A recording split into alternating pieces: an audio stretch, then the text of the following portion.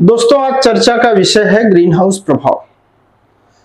Green house प्रभाव बच्चों में बड़ा ही पॉपुलर टॉपिक है। यह कह सकते हैं कि हर कोई इसके बारे में कुछ ना कुछ तो जानता ही है, लेकिन यहाँ पर हम इसकी संपूर्ण समझ विकसित करने की कोशिश करेंगे। यहाँ पे सबसे पहले यह समझना होगा कि यहाँ दो शब्द हैं, एक है ग्रीन हाउस और दूसरा है उसका प्रभाव। तो आप 5 मिनट के लिए बहुत कंसंट्रेट होकर यह समझिए कि ग्रीन हाउस प्रभाव होता क्या है। उससे पहले आप यह समझिए कि ग्रीन हाउसेस क्या होते हैं। तो आपको बताऊं कि यूरोप में शीशे के घर बनाए जाते हैं। इस तरह के यूरोप में शीशे का घर बनाया जाता है, इसे ही ग्रीन हाउस कहते हैं। क्यों ग्रीन हाउस कहते हैं? क्योंकि उसके अंदर पूरी ग्रीनरी होती है। यूरोप के ठंडे क्षेत्रों में वनस्पतियां उग नहीं पाती हैं, क्योंकि टेम्परेचर बहुत कम होता है, सामान्यतः 0 तक पहुंच जाता है। तो वहां पे वनस्पतियां नहीं हो पाती हैं, तो उसके लिए शीशे का ऐसा घर बनाया जाता है जिससे कि उसके अंदर इस तरह की वनस्पतियां यानी वेजिटेबल हो सकते हैं, फ्लावर्स हो सकते हैं, यानी ग्रीनरी पूरी डेवलप की जाती है।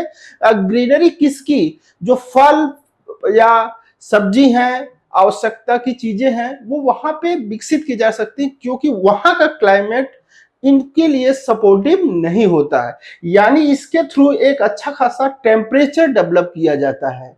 ये ही ग्रीन हाउस कहलाता है। इसको क्या कहते हैं? Green house. तो ग्रीन हाउस प्रभाव पढ़ने से पहले इसको समझें कि ग्रीन हाउस क्या चीज है। यह शीशे का घर, यूरोप में शीशे का घर ग्रीन हाउस है। क्यों ग्रीन हाउस? क्योंकि इसके अंदर सब्जी, हरी सब्जी, फल फूल सब पैदा किया जाता है। अब यह बात आती है कि तब ग्रीन हाउस प्रभाव पर्यावरण में क्यों, मतलब क्या चीज है, यानी ग्रीन हाउस प्रभाव क्या चीज है। तो ऐसा ही प्रभाव जो ग्रीन हाउस में जो चीज होती है, ऐसा ही प्रभाव अगर पृथ्वी पे उत्पन्न हो तो वो ग्रीन हाउस प्रभाव है। एक बात समझिए, जैसे ये पृथ्वी है, ये ग्रीन हाउस है। ये क्या है? ये ग्रीन हाउस है। देखिए, मैं पहले कहा कि इस टॉपिक के बारे में जानते सब हैं, लेकिन बहुत स्पष्टता, क्लियरिटी के साथ जानने के लिए ही मैं इस क्लास को ले रहा हूं, ताकि आपकी क्लियरिटी हो जाए। तो जो ग्रीन हाउस में जो प्रभाव डेवलप होता है, वैसा ही प्रभाव पृथ्वी के चारों ओर उपस्थित वायुमंडल ऐसा ही प्रभाव उत्पन्न करता है। जो प्रभाव यहां, वही इफेक्ट यहां मिलता है। इसीलिए इसको ग्रीन हाउस प्रभाव कहते हैं। अब ये क्या प्रभाव है और कैसे होता है, इसके पीछे एक बहुत ही अच्छी साइंस है, ये कह सकते हैं। मैं नहीं कहूंगा कठिन साइंस है, बहुत ही अच्छी साइंस है कि ये कैसे होता है। अब इसमें एक बड़ा रुचिकर उदाहरण लेकर के अगर हम समझें कि कभी आप लोग धूप में कार खड़ी हो तो आप देखते हैं कि कार के अगर आधा घंटा बाद मार्केटिंग करके आप आते हैं और कार खोलते हैं, अगर उसमें बैठने जाते हैं तो बाहर से कहीं बहुत ज्यादा टेम्परेचर कार के अंदर होता है। कहते हैं थोड़ी देर दरवाजा खोल दो, थोड़ा टेम्परेचर सही हो जाए। यानी कि कार के अंदर टेम्परेचर अधिक है और कार के बाहर टेम्परेचर कम है। कभी आपने सोचा ऐसा क्यों होता है? इस पे वीडियो को पॉज करके आप 2 मिनट सोचिएगा कि कार के अंदर, जबकि कार तो एक ये इसके ऊपर छत है, शीशा है, धूप उतनी तेज यहां नहीं आ रही होगी, बाहर तो धूप बहुत तेज आ रही होगी। अंदर की चीजों पे धूप तो एक तरह कह सकते शेड है ना ऊपर से, फिर भी अंदर गर्मी क्यों है? तो इसका कारण, इसके पीछे एक साइंस है। क्या साइंस है समझिए। होता क्या है इसी पे समझते हैं। जो सूर्य से किरणें आती हैं और ये कार के अंदर शीशे से पहुंचती हैं, कार के अंदर चली गई, इसको हम कहते हैं सूर्यातप। क्या कहते हैं? इंसोलेशन।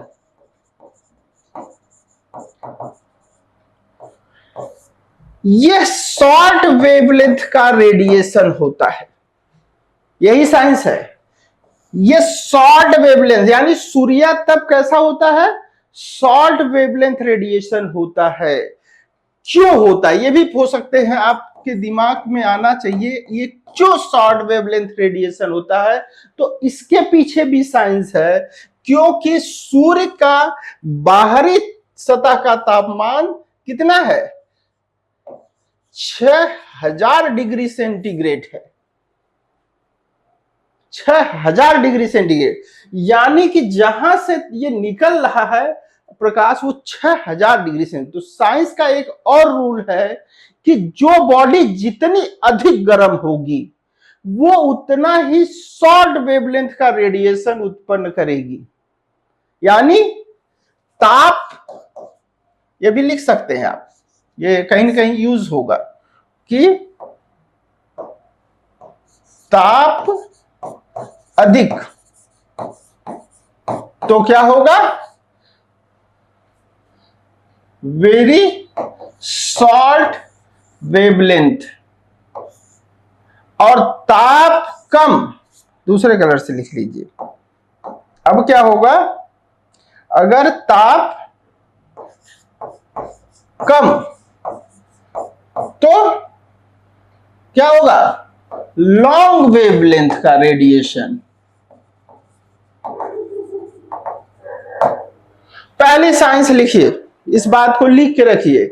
जिस बॉडी का तापमान अधिक होता है वह कैसा रेडिएशन उत्पन्न करती है? शॉर्ट वेवलेंथ रेडिएशन उत्पन्न करती है।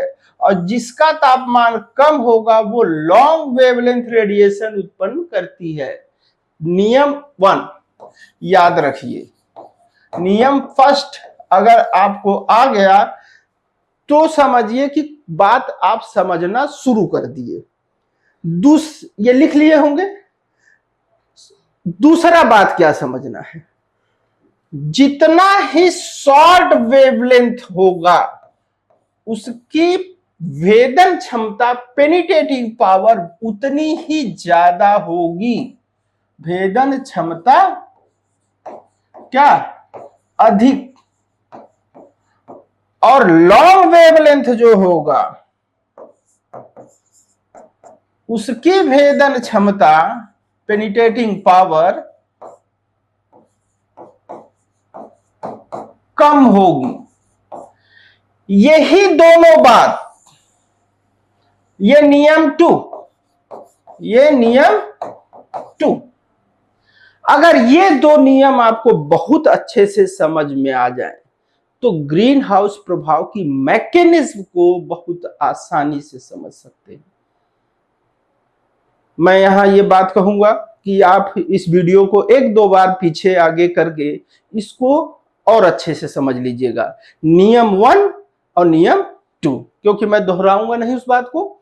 आप आगे पीछे करके इसको समझ लीजिए। इन्हीं दोनों बातों पर सारा खेल है। अब इस खेल को हम समझते हैं पृथ्वी के सापेक्ष में और दोनों के सापेक्ष में। यहां पे जैसे ये सूर्य है, मैं सूर्य को इसका सूर्य यहां बना देता हूं, उसका सूर्य वहां बना हुआ है। पहले इस ग्रीन हाउस में समझते हैं। ग्रीन हाउस में जो सूर्य की किरणें जा रही हैं अंदर, ये कैसी होंगे? नियम फर्स्ट के अनुसार अधिक तापमान है। ये तापमान कितना है? 6000 डिग्री सेंटीग्रेड है कि नहीं? इसका तापमान 6000 डिग्री सेंटीग्रेड। तो इसका वेवलेंथ कैसी होगी? शॉर्ट वेवलेंथ होगी। और नियम 2 क्या कह रहा है? भेदन क्षमता, बताइए, भेदन क्षमता अधिक। दूसरे कलर से लिख दे रहा हूं, 2 मिनट बस कंसंट्रेट होइए। भेदन क्षमता अधिक। तो ये क्या है? भेदन क्षमता जब अधिक होगी तो ये किरण शीशे को भेदते हुए क्या करेगी? पहुंच जाएगी शीशे के अंदर, घर के अंदर। ये घर पूरा पैक। अब ये अंदर का जो मटेरियल है उसको गर्म करेगा। क्या है? पहली बात तो सतह ये धरातल है, या जो कुछ भी गमला या जो कुछ भी रखा हुआ है वो सब गर्म होगा। कितना गर्म होगा? 5 degree centigrade, 7 degree centigrade, 10 degree centigrade, 20 degree centigrade, 50 degree centigrade, कुछ भी गर्म हो। तो गर्म होने के बाद ये जो रेडिएशन उत्पन्न करेगा, इसको दूसरे कलर से कर देते हैं, ये जो रेडिएशन उत्पन्न करेगा, ये कम तापमान, यहां क्या है? कम तापमान, तो इसका वेवलेंथ कैसा होगा? लॉन्ग वेवलेंथ होगा। इसको मैं दूसरे कलर से रेडिएशन को देता हूं, ये ग्रीन कलर से दे। ये जो रेडिएशन उत्पन्न करेगा, ये कैसा रेडिएशन? लॉन्ग वेवलेंथ का, और इसकी भेदन क्षमता कम होगी, तो ये शीशे को पार करके जा नहीं पाएगा। बात समझ रहे हैं? यही मामला सब है खेल।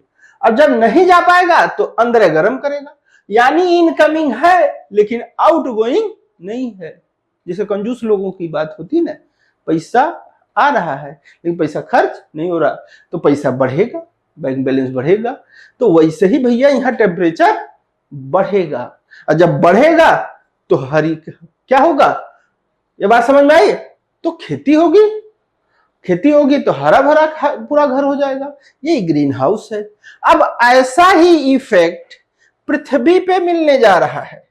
पृथ्वी पे जो किरण आ रही है वो कैसी है? Solar radiation. ये कैसा है? शॉर्ट वेवलेंथ का।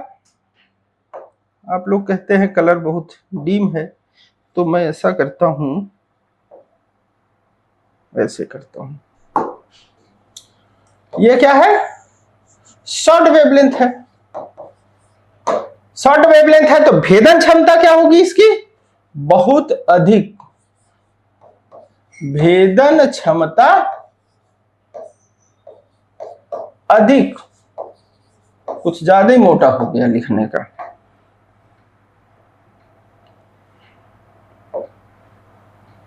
ठीक है, अब देखिए, अब ये पृथ्वी के इस धरातल को गर्म करेगा।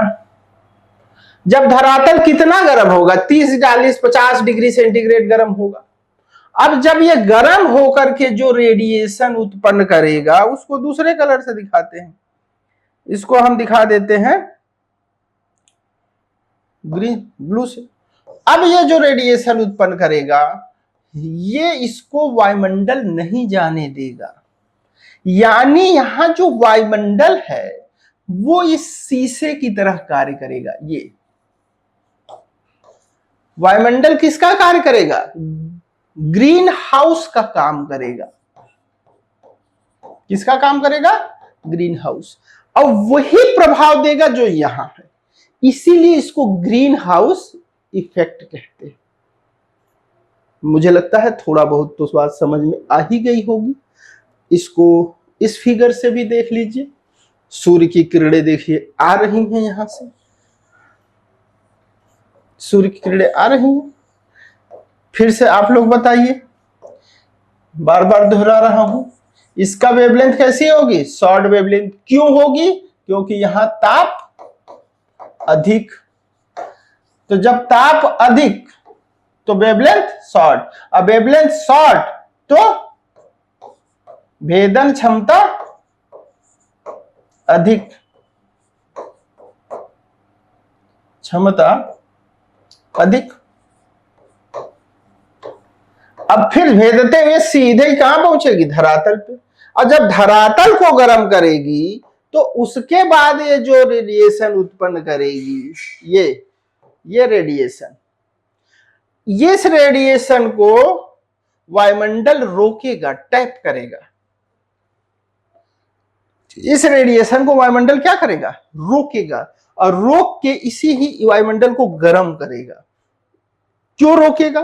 क्योंकि इसका टेम्परेचर कम, ताप कम, सूर्य का ताप कहाँ 6000 और इसका तापमान कहाँ 50 डिग्री सेंटीग्रेड, तो कम। तो ये बहुत ही लॉन्ग वेवलेंथ रेडिएशन होगा, और लॉन्ग वेवलेंथ रेडिएशन होगा तो क्या होगा, भेदन क्षमता,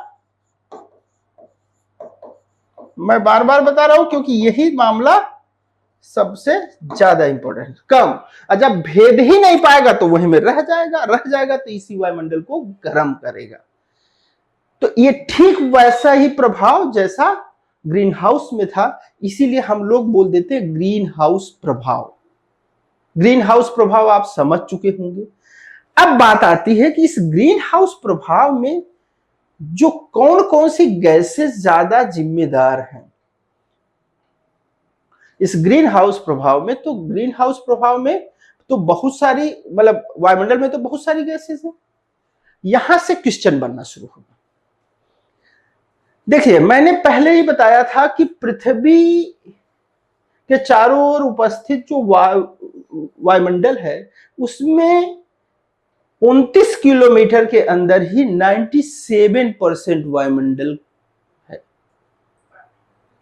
इसको अगर और अच्छे से समझना चाहते हैं तो मेरा वायुमंडल का संगठन और वायुमंडल का परिचय ये वीडियो को देखिए। YouTube पे आप जा सकते हैं, या हमारे उस पे जो हमने ऐप बनाया हुआ है उस पे भी फ्री में सारी वीडियो पड़ी हुई हैं। और इवन यहां तक कि हमने सुविधा दी है कि जो वीडियो में हम बोलते हैं ना उसको रिटन नोट्स में भी दिया गया है। आप उससे बस केवल आप ऐप को डाउनलोड करिए और वहां सारी चीजें फ्री ऑफ कॉस्ट उपलब्ध है। तो पिछले वीडियो में मैं इस पे चर्चा किया, जाकर के देख लीजिएगा कि वायुमंडल का नीचे ही वायुमंडल बहुत सघन है, लेकिन इसमें बहुत सारी गैसेस हैं, नाइट्रोजन भी है, ऑक्सीजन भी है, लेकिन ये ग्रीन हाउस प्रभाव उत्पन्न नहीं करती हैं। तो कुछ गैसें हैं जो कि ग्रीन हाउस प्रभाव ज्यादा उत्पन्न करती हैं, वो कौन कौन सी हैं? तो वो है वाटर वेपर, वे है मीथेन, वो है नाइट्रस ऑक्साइड, वो है कार्बन डाइऑक्साइड, वो है ozone, carbon monoxide, chlorofluorocarbon, sulphur dioxide. ये याद कर लीजिए, कई बार यहां से क्वेश्चन आता है। मैं हट जा रहा हूं, इसका स्क्रीनशॉट ले लीजिए कि ये सारी गैसेस ग्रीन हाउस गैसेस हैं। अब एक बात समझिएगा, यहां पे मैंने, आप देख रहे हैं कि वाटर वेपर को अलग किया है। अब यहां दो तरह से क्वेश्चन आता है। एक क्वेश्चन ये आता है कि ग्रीन हाउस प्रभाव उत्पन्न करने में किस गैस का योगदान सबसे ज्यादा है। आप में से 90% बच्चे, मैं इसलिए कह रहा हूं क्योंकि मैं क्लासेस में देखता हूं, मैं किसी पर आपके ज्ञान पे कोई संदेह नहीं कर रहा हूं, मैक्सिमम बच्चे तुरंत बोलते हैं कार्बन डाइऑक्साइड। ये बात गलत है। ग्रीन हाउस प्रभाव उत्पन्न करने में सबसे ज्यादा योगदान वाटर वेपर का है, इवन 60% तक योगदान इसका है, थोड़ा मोड़ा नहीं। यानी वाटर वेपर ग्रीन हाउस प्रभाव को सबसे ज्यादा उत्पन्न करती है। ये क्वेश्चन अच्छे कॉम्पिटिशन्स में जैसे जेआरएफ में है, या टीजीटी, पीजीटी, एलटी, जीआईसी, इन सब में जरूर आएगा। दूसरी बात, एक बात और बताऊं, अब जीआईसी भी मेंस कर दिया है, एलटी में भी, और वो जो गवर्नमेंट डिग्री कॉलेज का रहा है असिस्टेंट प्रोफेसर उसमें भी मेंस आ गया है। तो अब स्थिति क्या है कि कोशिश करिए कि हर टॉपिक को बहुत अच्छे से समझिए, केवल टिक करने से काम नहीं चलेगा। तो बात को इसीलिए मैं समझा रहा हूं।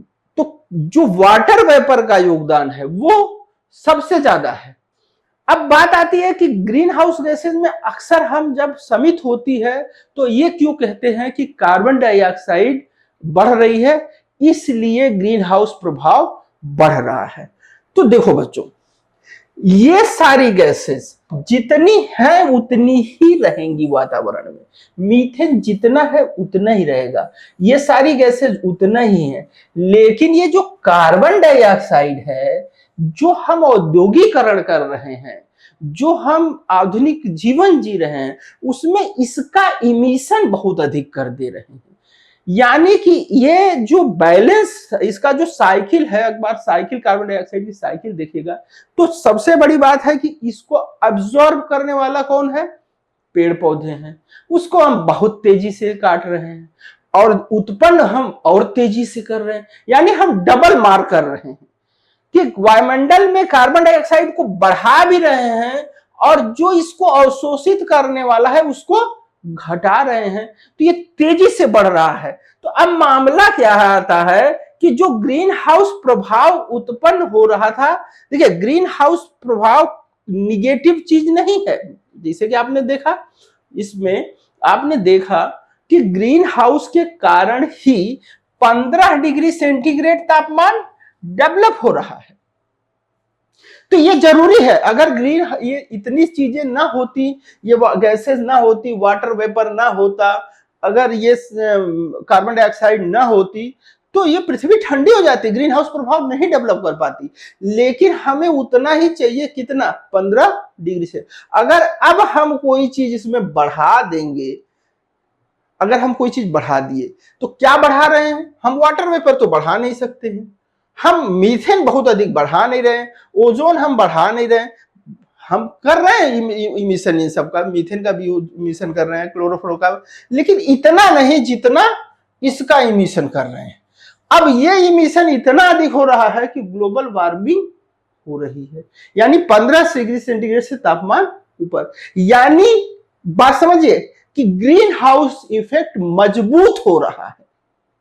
जो ग्रीन हाउस प्रभाव है वो स्ट्रेंथन हो, उसमें मजबूती आ रही, और अधिक प्रभाव डेवलप हो रहा है। किसके कारण? कार्बन डाइऑक्साइड के कारण।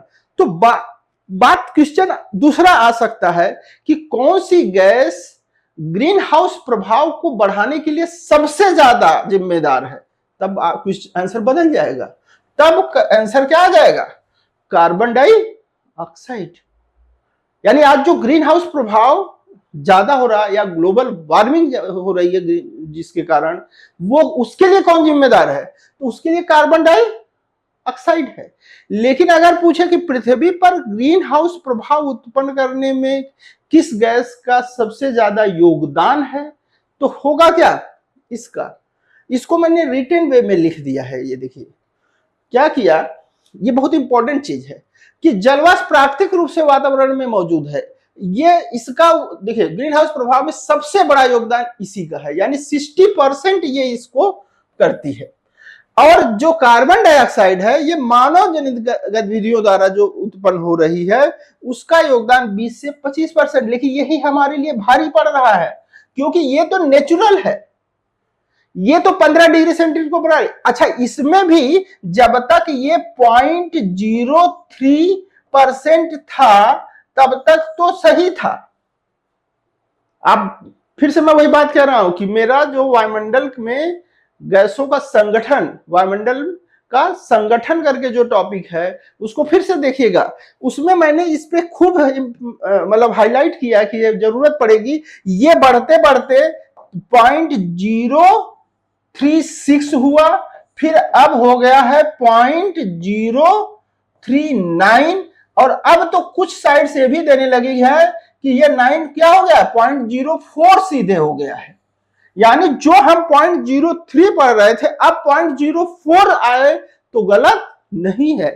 तो इतना बढ़ जाना यानी टेम्परेचर को ये अधिक बढ़ा रहा है, यानी ग्रीन हाउस प्रभाव क्या हो रहा है, और अधिक मजबूत हो रहा है।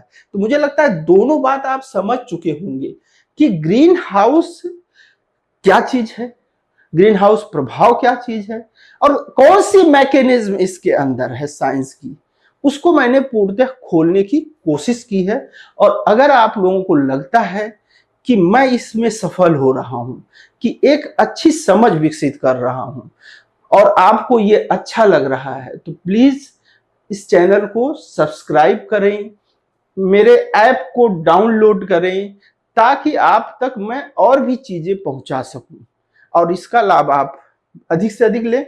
और दूसरी बात है कि अगर आप सब्सक्राइब करते हैं, आप अगर कोई कमेंट लिखते हैं, आपको अच्छा लग रहा है, अगर आपको कुछ समझ में नहीं आ रहा उसको भी लिखिए, तो मुझे और ज्यादा उत्साह होगा। तो अब एक बात बस और बची हुई है कि आगे मैं आपको इसी टॉपिक को अगर बहुत अच्छे से एक दो बार करके पढ़ लेंगे आप रिवीट करके, तो मैं इसी को कनेक्ट कर दूंगा ग्रीन हाउस इफेक्ट और ग्लोबल वार्मिंग। यानी अगला टॉपिक मैं जब ग्लोबल वार्मिंग पढ़ाऊंगा तो इसका बहुत ज्यादा जो वो है कनेक्शन है वो किससे है, ग्रीन हाउस इफेक्ट से। तो ये ऐप पे 2-3 दिन में फ्री में उपलब्ध हो जाएगा आपको, तो ऐप पे जाकर के इसको देख लीजिएगा। कोई जरूरी नहीं कि यूट्यूब पे फ्री में ये पड़ा रहे, तो इसलिए आप ऐप सबसे अच्छा है। आप ऐप डाउनलोड करेंगे, वहां सारे मटेरियल फ्री ऑफ कॉस्ट है। तो ये चीज का कनेक्टेशन बहुत अधिक है, तो इसको मैं अगले टॉपिक इस ग्लोबल वार्मिंग वाले टॉपिक में समझाऊंगा। तो आशा करता हूं कि ग्रीन हाउस प्रभाव अब आधा अधूरा नहीं, पूर्णतः समझ में आ गया होगा। इसे एक दो बार देखिएगा, इसकी एक अच्छी नोट्स बनाइएगा। कंपटीशन में आपको मैं वादा करता हूं, नहीं दावा करता हूं कि अगर आप 4 कंपटीशन देंगे तो एक में यहां से क्वेश्चन जरूर रहता है। तो मैंने इसीलिए इसको पूरा टॉपिक को खोल दिया। It's all, thank you.